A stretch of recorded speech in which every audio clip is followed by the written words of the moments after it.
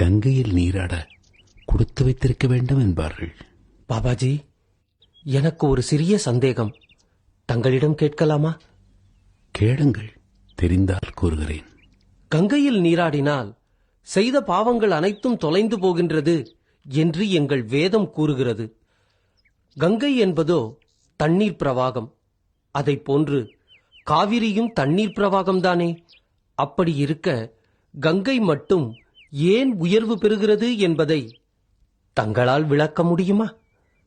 நான் பிராணத்தின் பக்கம் செல்ல விரும்பவில்லை. நான் அறிந்த வரையில் மற்ற நதிகளில் ஓடுவது மழை நீர், ஆனால் கங்கையில் ஓடுவதோ பனிநீர். விழுகின்ற மழை நீருக்கு மண்ணின் இயல்பு தானாகவே வந்துவிடும். பனி நீருக்கு அது கிடையாது. அது மட்டுமல்ல, மழை நீர் காற்றால் மண்ணை தேடி வருகிறது.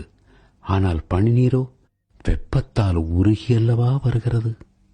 மழை நீருக்கு காற்று துணை, பனி நீருக்கு நெருப்பு துணை. காற்றை விட நெருப்பிடம்தானே எரிக்கும் சக்தி உள்ளது.